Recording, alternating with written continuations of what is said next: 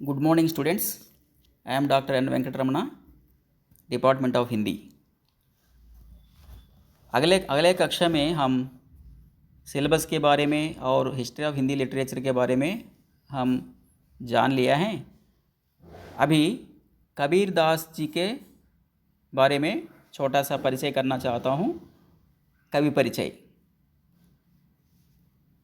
कबीर दास जी का जन्म संवत 1456 में और मृत्यु 1575 में कहते, लेकिन स्पष्टता नहीं है क्योंकि कबीर दास తన జీవితంలో ముఖ్య ఘట్టాలైనటువంటి జన్మ కానీ మరణం కానీ స్పష్టమైన తిథులు కానీ ఏమీ లేవు. ఎందుకంటే తను పుట్టినప్పుడు కష్టాల్లోనే ఉన్నాడు, పెరిగినప్పుడు కూడా కష్టాల్లోనే పెరిగాడు. దానికి ముందుగా ఒకసారి మీకు అందరికీ చిన్న తెలుగులో పరిచయం చేస్తాను. ఏంటంటే కబీర్ దాస్ తల్లిదండ్రులు ఎవరో కూడా తెలియని పరిస్థితిలో ఉంటుంది. అంటే తన తల్లి ఒక విధవా బ్రాహ్మణి గర్భం నుండి తను జన్మించినట్లు కొన్ని కొన్ని కొన్ని విశేషాల ద్వారా తెలుస్తుంది. అయితే తను లోక్ లాజ్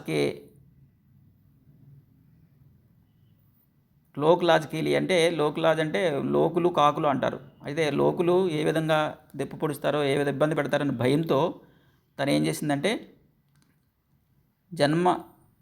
జన్మించిన వెంటనే తీసుకెళ్ళి ఒక నది ఒడ్డున పెట్టేస్తుంది. అప్పుడు తను ఒంటరిగా ఉన్నప్పుడు అదే దారిలో నీరు నేమ అనే పేరు గల ఇద్దరు నిస్సంతాన్ జులాహే నిస్సంతాన్ ముసల్మాన్ దులాహే దంపత్ అంటారు మళ్ళీ. అయితే వాళ్ళు ఆ బాలుడి ఏడుపు విని తీసుకెళ్ళి పెంచి పెద్ద చేస్తారు. వాళ్ళ పేరు నీరు ఔర్ నేమ, జులాహే దంపత్. అయితే తర్వాత వాళ్ళు పెంచి పెద్ద చేస్తారే కానీ చదువు సంధ్యలు ఏమీ చెప్పించలేరన్నమాట. అంటే చదవటం రాయటం కబీర్ దాస్కి రాదు. తర్వాత వివాహం కూడా జరిపిస్తారు. లోయి అనే ఒక స్త్రీతో వివాహం కూడా జరిపిస్తారు. అయితే తర్వాత ఇద్దరు కుమారుడు కూడా వారికి జన్మిస్తారు. పుత్రకా నామ్ కమాల్ ఔర్ పుత్రికా నామ్ కమాలి. ఈ పేర్లతో తను తన పిల్లల్ని సాకుతూ ఉంటారన్నమాట. తర్వాత కుటుంబం పైన తన విరక్తితో దేశాటన చేయాలనే ఆలోచనతో సాధువులతో కలిసి సత్సంగ్ జరుపుతూ తను వేరే ప్రదేశాలకి తిరుగుతూ ఎంతో జ్ఞానాన్ని ఆర్జిస్తారనమాట. అక్కడే తనకి రామానంద్ అనే ఒక గురువు కూడా పరిచయం అవుతారు. తన పరిచయంతో తనకి ఇంకా కూడా గొప్ప మహత్తరమైన శక్తులు వచ్చినట్లుగా తను భావిస్తారు. ఎందుకంటే గురువు సన్నిధిలో తనకి వచ్చిన డౌట్స్ని కూడా తీర్చుకుని ఇంకా జ్ఞానాన్ని పెంపొందించుకుంటారనమాట. ఆయన గురువు పేరు రామానందే కానీ ఈయన మాత్రం రామభక్తుడు కాదు. ఎందుకంటే రామ్ రహీం ఏక్ హై అంటారనమాట. రాముడు రహీము అంటే హిందూ యా ముసల్మాన్ యా క్రైస్తవ్ జో భీ హో సబ్ లోగ్ ఏక్ హై, సబ్కా మాలిక్ భీ ఏక్ హీ హై అనే ఒక సిద్ధాంతాన్ని ఈయన పాటిస్తూ ఉంటారనమాట. అలాగే కొంతకాలం పోయిన తర్వాత తనకి శిష్యులు కూడా కొంతమంది ఏర్పడతారు. ఈయన చదవటం రాయటం రాదు కాబట్టి తను అలా ఏదో మాట్లాడుకుంటూ సందర్భాన్ని బట్టి కొన్ని కవితల్ని, కొన్ని దోహాల్ని చెప్పుకుంటూ వెళ్ళిపోతారనమాట. అప్పుడు తన శిష్యులు ఇవన్నీ చాలా బాగున్నాయి కదా అనే ఉద్దేశంతో వాళ్ళన్నీ పొందుపరచడం, జాగ్రత్త పెట్టడం జరుగుతుంది. రాసుకుంటూ వాటిలన్నిటిని జాగ్రత్త పెట్టి తర్వాత ఒక గ్రంథం కింద తయారు చేస్తారనమాట. ఆ గ్రంథం పేరే బీజక్ అనే గ్రంథం. ఆ బీజక్ అనే గ్రంథాన్ని మూడు విభాగాలుగా విభజిస్తారన్నమాట. 3 భాగాలుగా. ఒకటి సాఖీ, 2 సబద్, మూడవది రమైనియా అనే 3 పార్ట్స్ కింద. సాఖీ అంటే 2 లైన్ల చొప్పున ఉండే దోహాలు ఉంటాయి. సబద్ అంటే శబ్దాలతో కూడినవి, అంటే 2 లైన్ల కంటే ఎక్కువ ఉండొచ్చు, 4 లైన్లు అలా ఉండొచ్చు. అలాగే రమైనియా అంటే కొంచెం పెద్ద పెద్దగా ఉండే కవితలు అన్నమాట. ఇలాగ 3 భాగాల కింద ఉన్నటువంటి బీజక్ అనే గ్రంథాన్ని వారు తయారు చేయడం జరుగుతుందన్నమాట. అయితే ఈయన హిందూ ముస్లింల యొక్క సఖ్యత కోసం, ఐక్యత కోసం ఎంతగానో శ్రమిస్తారన్నమాట. ఈ రోజుల్లోనే భక్తి విశ్వాసాల గురించి ఒకళ్ళు మాట్లాడితే సహించే పరిస్థితి లేదు. కానీ 1015, 1375 ఆ టైంలో భక్తి విశ్వాసాలు చాలా ఎక్కువగా ఉంటాయన్నమాట. బాగా విశ్వాసాలు, నమ్మకాలు ఎక్కువగా ఉండే రోజుల్లో ఆయన అలా ఉండకూడదు, ఇలా ఉండకూడదని ధైర్యంగా చెప్పగలిగిన వ్యక్తిగా ఆ రోజుల్లో ఆయన ఉండేవారు అన్నమాట. చాలామంది పిచ్చోడని చెప్పేసి రాళ్ళు పెట్టి కొట్టడం కూడా జరిగిందంట. కానీ అన్నిటినీ భరిస్తూ తను చెప్పవలసింది చెప్పుకుంటూ సమాజంలో అలా వెళ్ళిపోతూ హిందూ ముస్లింల యొక్క ఐక్యత కోసం ఎంతగానో కృషి చేసినట్లుగా మనకి ఆయన రచనల ద్వారా తెలుస్తుందన్నమాట. ఇది సింపుల్గా ఆయన గురించి తెలుగులో. ఇక్కడ నేను చదివి వినిపిస్తాను ఒకసారి చూడండి. कहा जाता है कि कबीर का जन्म एक विधवा ब्राह्मणी के गर्भ से हुआ था. इनकी माता के लोक निंदा के भय से जन्म के बाद एक तालाब के किनारे छोड़कर इनका परित्याग किया था. తనని ఒక చెరువో లేదా నదో ఏదో దాని ఒడ్డున పెట్టేసి తను లోకుల యొక్క నిందని భరించలేక భయంతో జన్మించి అక్కడ వదిలేసి పరిత్యాగం చేసేసినట్లుగా ఇక్కడ మనకి తెలుస్తుంది. సెకండ్ పేరాలో तब नीरू नेमा नामक एक निसंतान मुसलमान जुलाहे दंपति ने कबीर का पालन पोषण किया. कबीर का पालन पोषण किसने किया అంటే నిస్సంతాన్ జులాహే దంపత్ నీరు ఔర్ నేమా అనే పేరు గల వాళ్ళు పెంచి పెద్ద చేసినట్లుగా మనకు తెలుస్తుంది. ఇన్కి పత్ని కా నామ్ లోయి థా. पत्नी का नाम लोई था. पुत्र का नाम कमाल और पुत्री का नाम कमाली थी. ఇది వాళ్ళ ఫ్యామిలీకి సంబంధించిన డీటెయిల్స్. कबीर को पढ़ने लिखने में ज्ञान नहीं था. पढ़ना लिखना इनको नहीं मालूम होता, लेकिन सत्संग और देशाटन के द्वारा प्राप्त ज्ञान का उन्होंने लोगों में प्रचार किया था. ఊరంతా తిరగడం వల్ల, రకరకాల ఊర్లు తిరగడం వల్ల వచ్చిన జ్ఞానాన్ని ప్రజల్లో ప్రచారం చేస్తూ ఉండేవారన్నమాట. उन्होंने स्वामी रामानंद से राम नाम की दीक्षा पाई. राम नाम का दीक्षा అంటున్నాను ఇక్కడ. फिर भी उनका राम निराकार है. ఆకారం కలిగిన రాముడు కాదు, నిరాకారం కలిగిన రాముడు. రామ్ అంటే ఇక్కడ భగవాన్ శ్రీరాముడు అనే అర్థం కాదు. వే బడే హీ స్వతంత్ర ప్రకృతికే థే. స్వతంత్రంగా తను ఏం చెప్పాలనుకుంటాడో అది చెప్పేసేవాడు అంతే. ఎవరేమనుకుంటారో, కొడతారో, తిడతారో అలా కూడా ఆలోచించేవారు కాదు ఆయన. అది ఆయన ప్రత్యేకత. అన్పఢ్ హోతే హుయే భీ బడా జ్ఞాని థే. చదువుకోలేకపోయినా కూడా మంచి జ్ఞానం కలిగిన వ్యక్తిగా ఆయన జీవించారన్నమాట. ఏ రూఢివాదికే కట్టర్ విరోధి థే. రూఢివాది అంటే మత లేదా రకరకాల ఏదైనా కానీ మూఢత్వం అనేది ఉంటే దాన్ని వ్యతిరేకిస్తూ విరోధిస్తూ ఉండేవారు అన్నమాట. कबीर ने मूर्ति पूजा यानी विग्रहाराधना और बहुदेवतावाद का खंडन किया था. అంటే మూర్తి పూజ అంటే ఇక్కడ విగ్రహాలని పూజించడం అనేది కరెక్ట్ కాదు అంటాడు. అదే సందర్భంలో ఒక దోహా కూడా ఉంది. ఏంటంటే ఒక దోహా మీకు అంతకుముందు చెప్పినట్లు గుర్తు. ఏంటంటే మీకు ఈ లెసన్లో కూడా వస్తుంది, అప్పుడు కూడా నేను మీకు ఒకసారి దాని గురించి చెప్తాను. అది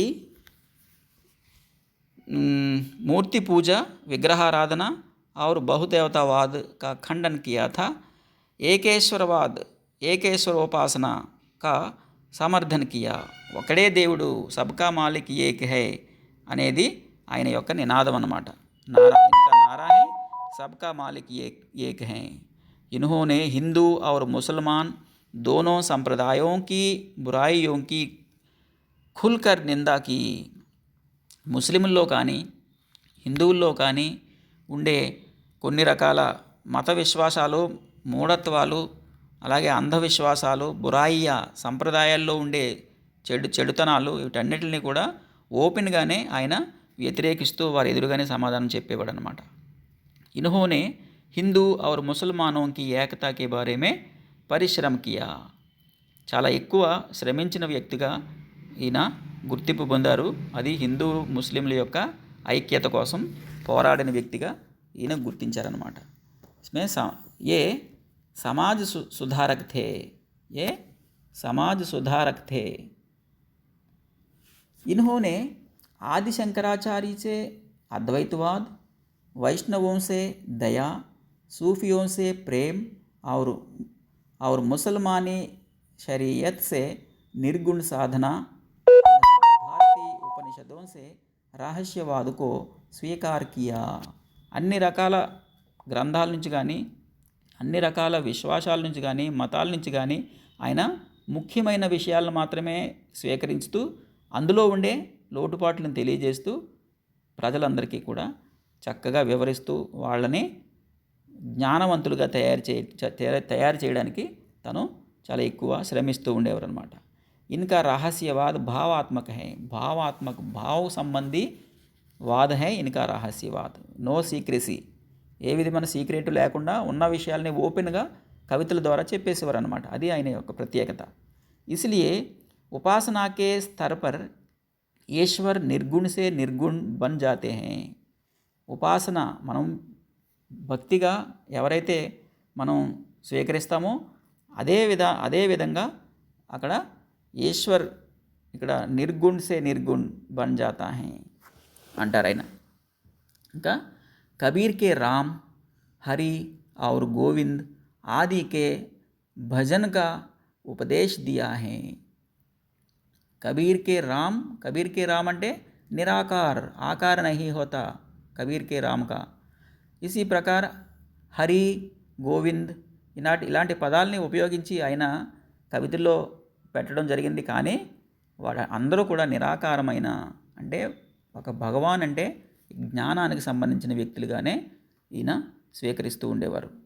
ఇన్కే గుణోं को नहीं अतः ये सभी निर्गुण हैं, सभी निर्गुण हैं. నిర్గుణ్ అంటే నిర్గుణ్, సగుణ్ అంటే భగవంతుడు ఉన్నాడు అనడానికి ప్రత్యేకమైన ఏ విధమైన ఆధారము లేదు అని స్పష్టంగా ఈయన ఓపెన్గా చెప్తూ ఉంటారనమాట. అందుకే కబీర్నే నీతి సంబంధీ ఉపదేశ దియా హై. నీతికి సంబంధించిన ఉపదేశాలు అంటే కవితల ద్వారా తను సమాజానికి అందించిన వ్యక్తిగా మనకి ఇక్కడ గుర్తింపు పొందారనమాట. ఇస్ దృష్టి సే ఏ అప్నే समय में భక్తి కాల్ మే అప్నే समय में ఆగే థే. భక్తి కాలంలో ఈయనకి ప్రత్యేకమైన స్థానం అనేది అందుకే వచ్చింది. इस प्रकार कबीर दास के ज्ञानी, भक्त, प्रचारक, सुधारक और कवि जैसे अनेक रूप हमें मिलते हैं. అనేక రూపాలు కబీర్లో మనకి కనిపిస్తూ ఉంటాయి. అదే జ్ఞానవంతుడిగా కానీ, భక్తిపరుడుగా కానీ, ప్రచారకగా కానీ, సుధారక్ అంటే అందరినీ మంచి వ్యక్తులుగా తీర్చిదిద్దడంలో కానీ, అందరి విషయంలో కూడా ఈయన మంచి గొప్ప వ్యక్తిగా నిలిచిపోవడం అనేది జరిగిందన్నమాట. కబీర్ దాస్కి సంబంధించిన రచనల గురించి మనం ఒకసారి చర్చించుకున్నట్లయితే, కబీర్ की भाषा सुधक्खड़ी है, कबीर की वाणी बीजक नामक ग्रंथ में संग्रहित है. इनके शिष्यों के द्वारा संग्रहित ग्रंथ है బీజక్.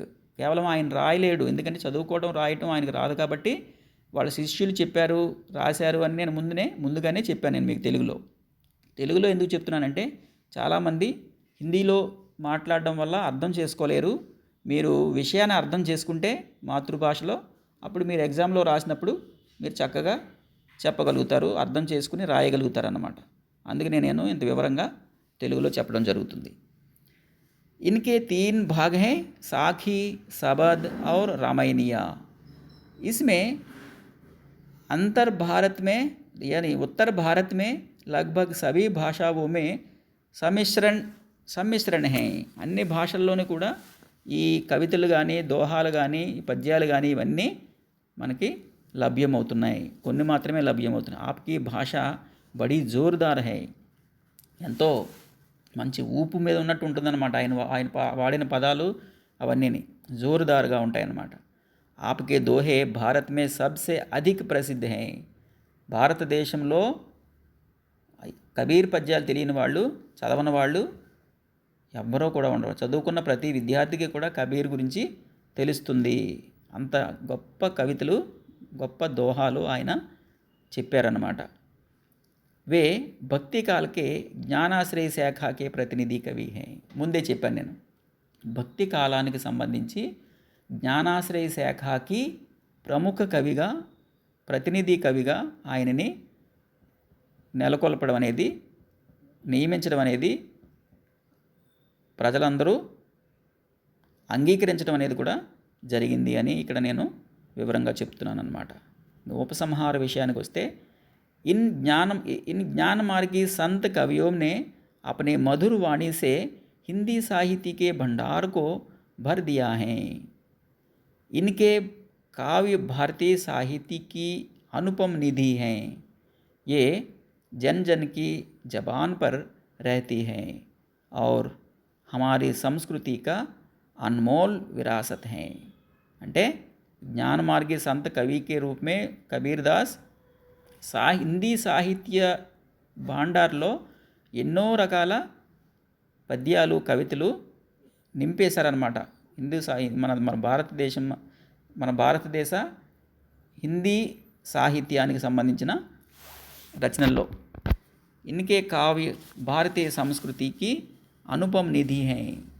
ఈయన రచించినవన్నీ కూడా, ఈయన చెప్పినవి, మాట్లాడినవి అన్నీ కూడా ఒక జ్ఞాన నిధిగా, అనుపమ నిధిగా ఇక్కడ హిందీ సాహిత్యానికి సంబంధించిన సాహిత్యంలో ఇక్కడ నిక్షిప్తం చేయబడింది అన్నమాట.